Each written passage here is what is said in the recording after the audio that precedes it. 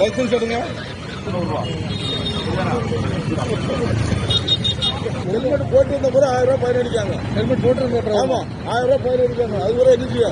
October 26ஆம் தேதி போக்குவரத்து விதி மீறலுக்கான புதிய அபராதம் விதிக்கும் புதிய மோட்டார் வாகன சட்டம் அமலுக்கு வந்துச்சு.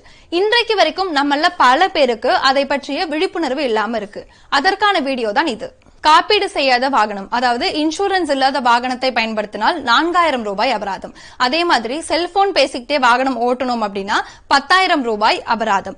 வாகன பந்தயம், ரேசிங் இது மாதிரி விஷயங்கள் பண்ணணும் அப்படின்னா 10,000 ரூபாய் அபராதம்.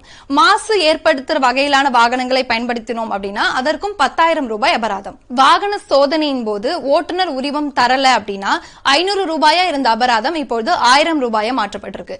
அதே மாதிரி உங்களோட லைசன்ஸை நீங்க ரெனிவல் பண்ணல, அதாவது புதுப்பிக்கல அப்படின்னாலும் அதற்கான அபராதம் 500 ரூபாயிலிருந்து 1000 ரூபாயாக மாற்றப்பட்டிருக்கு.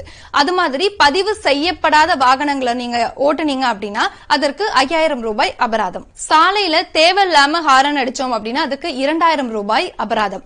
அதே மாதிரி தீயணைப்பு வாகனங்கள், ஆம்புலன்ஸ் இதற்கெல்லாம் வழிவிடல அப்படின்னாலோ இல்ல அவங்களை டிஸ்டர்ப் பண்ற மாதிரியான செயல்களில் ஈடுபட்டாலோ 10,000 ரூபாய் அபராதம். இருசக்கர வாகனத்துல போறப்போ முன்னாடி இருக்கிறவங்களும் பின்னாடி உட்கார்ந்து செல்பவர்களும் கண்டிப்பா ஹெல்மெட் அணிஞ்சு போகணும். அப்படி இல்ல அப்படின்னா 2 பேருக்கும் தனித்தனியா 500 ரூபாய் அபராதம் விதிக்கப்படும். அதே மாதிரி மது அருந்திட்டு வாகனம் ஓட்டுனா 10,000 ரூபாய் அபராதம் விதிக்கப்படும். இந்த இடத்துல மது அருந்துறவங்க கூட பின்னாடி உட்கார்ந்து போனாலும் அவங்களுக்கும் சேர்த்து அபராதம் விதிக்கப்படும். இருசக்கர வாகனத்துல 2 பேருக்கு மேல், அதாவது ட்ரிபிள்ஸ் இது மாதிரி போனா 1000 ரூபாய் அபராதம்.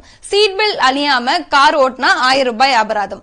அதே மாதிரி வண்டியில தேவையற்ற மாற்றங்கள் ஏதாவது செஞ்சா 5000 ரூபாய் அபராதம். ஆபத்தான முறையிலேயோ இல்ல அதிவேகமாகவோ வாகனங்களை இயக்கினால் அதுக்கும் 1000 ரூபாய் அபராதம்.